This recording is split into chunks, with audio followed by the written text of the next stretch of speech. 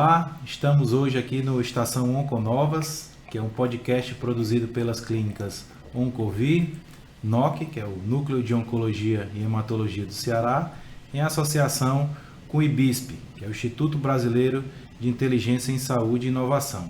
Sejam todos muito bem-vindos e bem-vindas. Eu sou Adriano Saboia, sou oncologista clínico, tenho formação pelo Hospital do Câncer de Pernambuco e atuo aqui em Fortaleza na clínica Oncovi. Estou aqui hoje com o meu colega Dr. Bonfim Júnior, cirurgião de cabeça e pescoço, também atua na clínica Oncovi. E o Dr. Bonfim, ele é presidente da regional cearense da Sociedade Brasileira de Cirurgia de Cabeça e Pescoço. Estamos aqui hoje, Bonfim, para falar sobre o Julho Verde, né? Que é esse mês que a gente tem essa campanha de conscientização da população sobre os cânceres de cabeça e pescoço. E durante esse mês a gente tem diversas ações para alertar a população, né, sobre prevenção, sobre sintomas, sobre os fatores de risco dos cânceres de cabeça e pescoço. Eu queria que tu começasse aqui falando um pouco sobre o que caracteriza o câncer de cabeça e pescoço e quais são os fatores associados. Bom, muito obrigado inicialmente, Adriano, muito obrigado a todos que estão assistindo esse episódio. E com prazer enorme que eu falo do Julho Verde e sobre esse problema que é o câncer de cabeça e pescoço. Na verdade, eu não vou falar nem só do Brasil, eu diria que no Ocidente, na Ásia, na Europa, o câncer de cabeça e pescoço é uma das maiores máculas, um dos maiores problemas que nós temos de saúde quando falamos de oncologia. O câncer de cabeça e pescoço, primeiro orientando direito o que seria isso, seriam os tumores malignos que surgem na região da cavidade oral, garganta, laringe. São tumores que são também de glândulas salivares, tumores de partes moles, região de seios maxilares, região nasal, até órbita também. E por que não os tumores de tireoide, paratireoides e tumores de pele que aparecem nessas regiões. O câncer de cabeça e pescoço, ele tem várias causas. Então, é um problema que atinge uma grande parte da população. Quando tentamos colocar assim, mensurar o peso do câncer de boca dentro da população, só do câncer de boca, nós temos ele como frequente, a quinta neoplasia mais frequente no homem do Brasil. O câncer de laringe é uma das neoplasias que mais atinge pessoas e que não vem tendo diminuição da quantidade de casos nos últimos 15 anos, 20 anos. E que continua tendo uma mortalidade elevada e continua sendo a causa de mutilação dos pacientes que têm esse tipo de doença.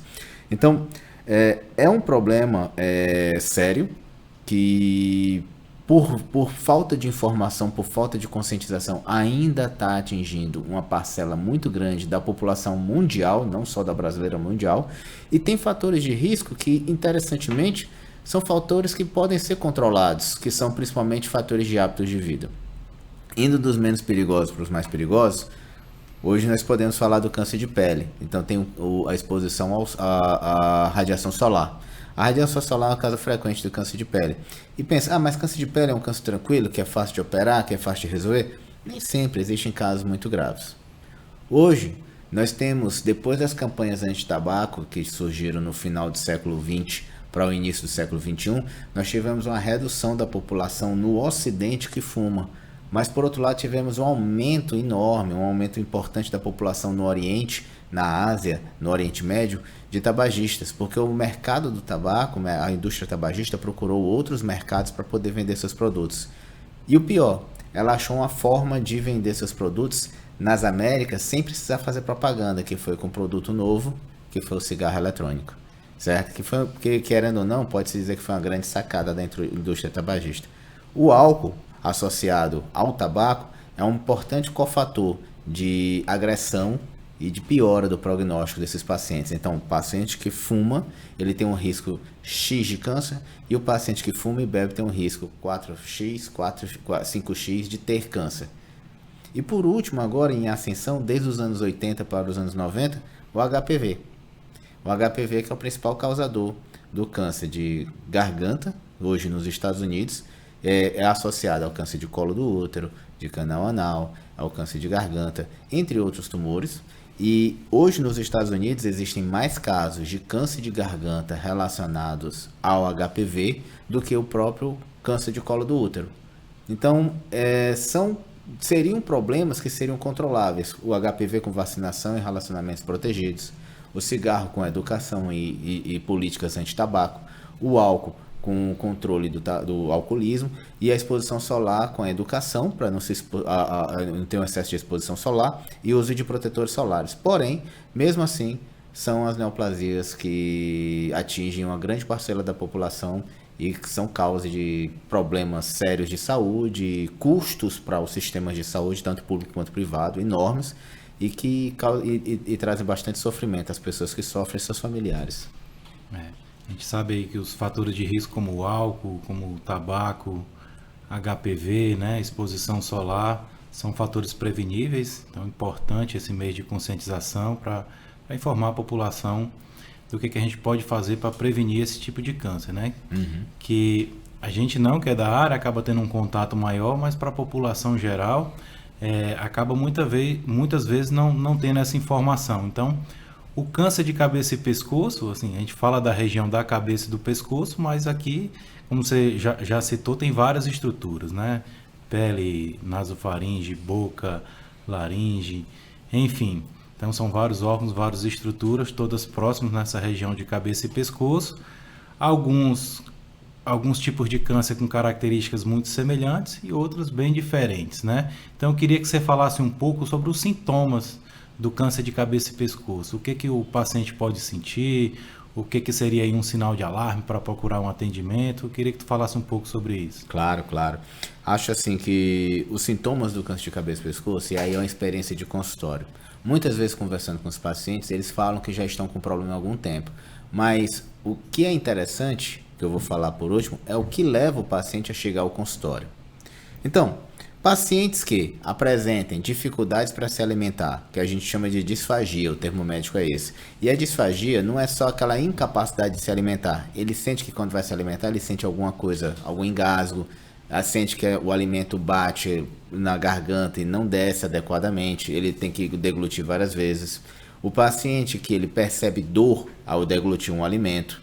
O paciente que percebe que quando vai colocar algum alimento condimentado com muito sal na boca, ele dói. Isso é muito comum quando abre a boca do paciente, tem uma lesão oral. A lesão oral é um ponto interessante que nem sempre é uma ferida dolorosa. Às vezes a ferida para doer tem que ser estimulada. Então, pacientes que têm lesões orais por mais de 2 semanas, e aí são lesões às vezes esbranquiçadas ou avermelhadas, às vezes planinha, nem parece uma ferida. É como se fosse uma mancha, ou como se fosse uma carnezinha na boca, durante o período de mais de 2 semanas, é um paciente que tem que ser visto. Enduramentos, massas na cavidade oral, alguma coisa que mude a anatomia, mude ali a mucosa, parece um São Lombinho, uma coisa ali, às vezes no céu da boca, às vezes na região lateral da boca, tem que ser investigado que pode ser um tumor de cavidade oral. Rouquidão que dura mais de 2 semanas, tem que ser examinada.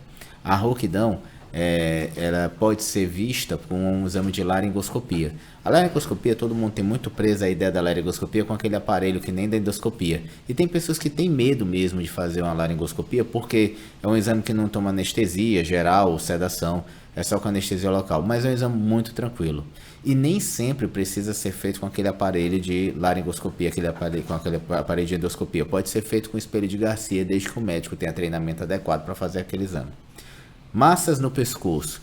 Algumas pessoas conhecem como landras. Então, aqui no Nordeste, a gente tem que... Eu sempre digo que o médico... Íngua também, íngua, né? Landra e íngua. Nós que somos nordestinos, tem uma coisa assim que... nós temos o jargão médico, mas é muito importante falar no idioma, no jargão popular, para entender o que o paciente quer te passar de informação. Então, landra, íngua no pescoço, alguma coisa que aparece, são os linfonodos. Massas cervicais têm que ser examinadas, têm que ser investigadas, porque podem ser as metástases de um carcinoma que ainda não se apresentou clinicamente. Entre outras coisas, feridas na pele, alterações do jeito de falar, às vezes um tumor de base de língua, um sintoma, o paciente ele começa a falar, ele parece que está falando com a língua presa, e de fato o tumor ele faz isso, ele prende a língua. E investigar também as perdas de peso, né, inexplicáveis, e paciente que começa a ter febre, eventualmente pode ter isso também. O que eu gosto de chamar a atenção para o Júlio Verde é que, mais que a pessoa que se queixa de alguma alteração, ela também tem que estar atenta aos seus familiares. Apesar do HPV ter diminuído a idade média dos pacientes que têm esse tipo de doença, esse tipo de problema, porque o HPV normalmente ele é adquirido ali nas primeiras décadas de vida, nos 20 a 30 anos, e vai causar uma doença ali por volta de 50 anos. Mas o câncer de cabeça e pescoço ainda é uma doença de pessoas idosas, principalmente. E, por vezes, esses pacientes idosos não querem incomodar os seus parentes mais jovens, porque eles acham que já estão velhos, porque culturalmente eles acham que já cumpriram sua missão e eles não têm mais que preocupar ninguém, porque às vezes eles acham que eles pormenorizam aquilo ali, não, é só um probleminha que eu tenho, já tive isso antes e vou ficar bom. E às vezes nós temos que ficar atentos aos nossos parentes, porque às vezes eles apresentam isso e a doença fica avançada sem ninguém ficar atento ao que está acontecendo. Então, o recado que eu dou para todo mundo, para toda a população é: fique atento às pessoas mais velhas também, não só a si, mas as pessoas mais velhas na possibilidade de ter um câncer de cavidade oral, de garganta, de laringe, um câncer que surge na região da cabeça e pescoço. Em relação a esses tipos de câncer, você como cirurgião, a gente sabidamente vários casos vão ser cirúrgicos, mas existem outras modalidades de tratamento também, né? Como radioterapia, como quimioterapia, eu como oncologista aqui para falar um pouco também sobre isso. Então, além de quimioterapia, a gente tem imunoterapia mais recentemente, tratamento-alvo, e muitas vezes uma combinação de tratamento. Por exemplo, o paciente às vezes ele é operado e precisa de um tratamento complementar com quimio e radioterapia. Às vezes a doença mais avançada, não seria o caso de cirurgia, mas muitas vezes ainda de rádio ou de quimioterapia associado ou não a outro tipo de tratamento, como imunoterapia ou tratamento-alvo, né? Então é importante que a população saiba que existem várias formas de tratamento, né? E cada tipo de câncer pode ter um tratamento diferente ou tratamentos diferentes, né?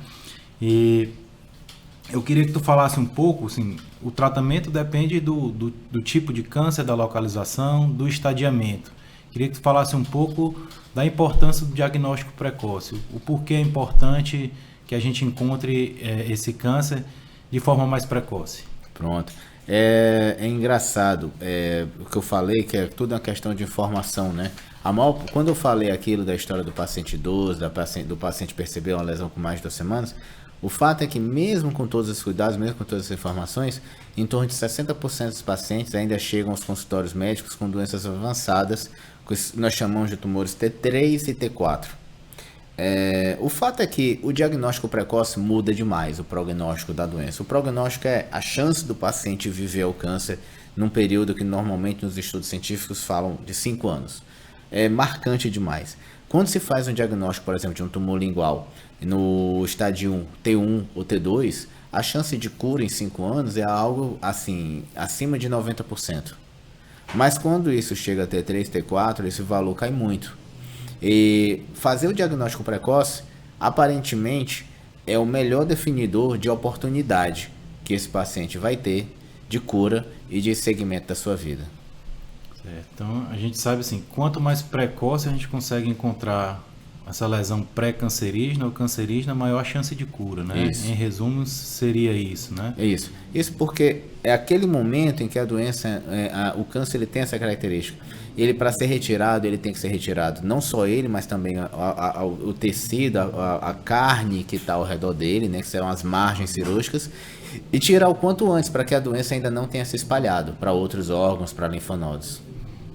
Então, esse mês aqui de julho, né? A gente está no Julho Verde, que é um mês de conscientização para a prevenção do câncer de cabeça e pescoço. Então é importante a gente informar para a população, né? Então, a gente já falou aqui dos fatores de risco, né? E a importância de educar para que essa população possa prevenir esse tipo de câncer, né? Evitando os fatores de risco, e também para que procure atendimento médico, atendimento do odontólogo, para que a gente consiga encontrar precocemente essa doença e com isso aumentar as chances de cura. Mas mesmo com isso, o paciente te procura, teve acesso aqui a essas informações que a gente está conversando, percebeu ali uma alteração diferente ou na boca ou no pescoço e procura ou você ou o dentista e tem esse diagnóstico de câncer. Então, é um paciente que foi diagnosticado. Após esse diagnóstico, o que esse paciente deve fazer? Olha, aí é que está. É muito importante que exista a educação também como um diagnóstico.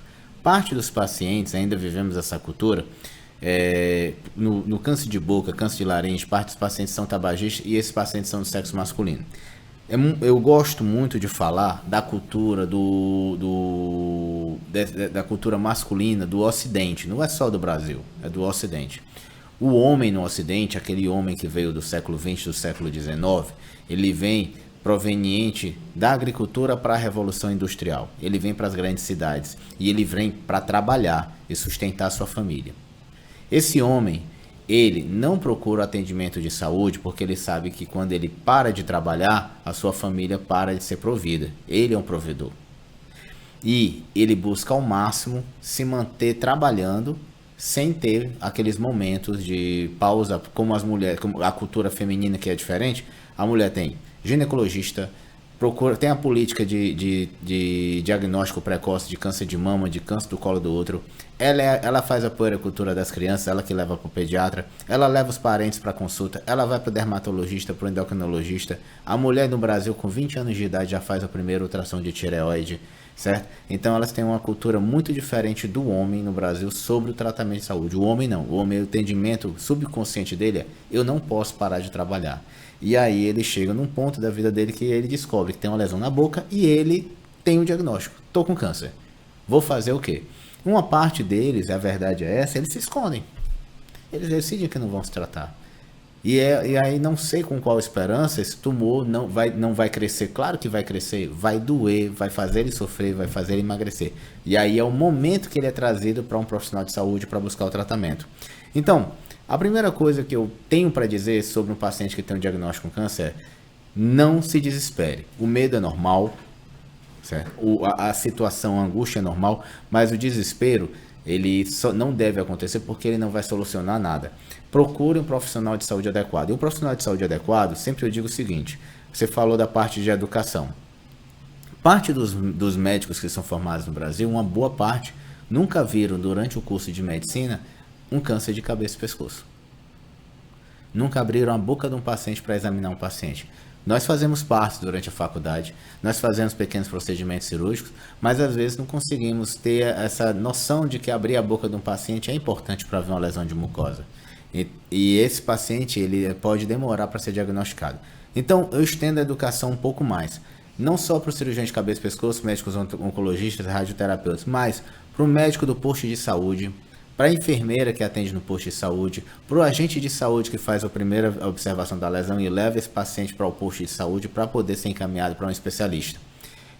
Esse paciente, uma vez que ele é diagnosticado, tem que ser definido para ele qual é o estadiamento, que é em que situação está essa doença. Tem linfonodo? Tem parte à distância? Qual o tamanho da lesão? E definir assim, esse paciente é cirúrgico, que ele seja submetido à cirurgia, e certamente uma radioterapia no pós-operatório. Se houver necessidade, quimioterapia. Se ele não é cirúrgico, estabelecer um tratamento de radioterapia e quimioterapia. Então, é muito importante isso, porque esse paciente, ele não pode se desesperar e ele deve, para o seu bem, ser acolhido pela equipe multidisciplinar. E eu digo ainda mais, a equipe multidisciplinar não é só cirurgião, oncologista, radioterapeuta. Enfermeira de cuidados, fisioterapia, fonoaudiólogo, psicólogo, toda a equipe que nos dá o apoio, nutricionista, toda a equipe que nos dá o apoio para cuidar bem de um paciente assim. Porque é uma doença complexa, mas apesar de tudo, apesar da gravidade, apesar das perdas de vidas que nós temos todos os anos por causa disso, é curável. Quanto mais precoce a gente encontra, maior as chances de cura, né? Isso. Então eu queria concluir nossa conversa reforçando aqui mais uma vez sobre os fatores de risco, né? Para que a população saiba, né? Com isso eu consegui evitar o tabagismo e agora o cigarro eletrônico também, né? Os males que vêm aí por trás dele, mascarados, que muita gente ainda não sabe, mas tem muita coisa ruim, né, associado. O consumo excessivo de álcool, né? A importância da exposição solar protegida, com protetor solar, né? Principalmente em áreas de muita irradiação. Estar atento aos sintomas, né? Do que o câncer de cabeça e pescoço ele pode causar, né? E não menosprezar, não negligenciar esses sintomas. E uma parte muito importante também, que a gente já tem aqui no Brasil agora, é a vacinação do HPV, né? Com isso a gente espera aí nos próximos anos que haja uma grande redução, não só do câncer de cabeça e pescoço, mas também outros cânceres HPV relacionados, como câncer de pênis, câncer de vulva, câncer de colo uterino, né? Isso é muito importante. E a conscientização para que haja essa detecção precoce, quanto mais precoce a gente encontrar, a gente vai conseguir curar esse paciente. Perfeito. É isso aí. Pessoal. Então, caros amigos, eu espero que o que foi conversado aqui ajude a esclarecer as dúvidas sobre o câncer de cabeça e pescoço e sobre o que é a ação do Julho Verde. Julho Verde é uma ação que foi iniciada pela Sociedade Brasileira de Cirurgia de Cabeça e Pescoço há 9 anos e que já atinge e já é feita por diversos segmentos da sociedade civil, buscando a conscientização e medidas de prevenção do câncer de cabeça e pescoço. Gostaria de agradecer ao Dr. Adriano Saboia pela conversa que nós tivemos aqui. E se você quer saber mais a respeito da prevenção e combate ao câncer, siga as redes sociais do NOHCE, @NOHCE, da Clínica Oncovi, Clínica Oncovi, tudo junto, e o IBISP Oficial, né? O IBISP, que é o @IBISP Oficial. E também aproveite para compartilhar esse podcast com quem você quiser, que a gente pode conversar mais e procurar mais informações nas redes sociais. Pode falar comigo, pode falar com o Dr. Adriano, nos procura nas clínicas para o atendimento, que nós podemos ajudar você no que for necessário, se alguém ou tiver algum problema desse tipo, ou alguém de sua família. Muito obrigado.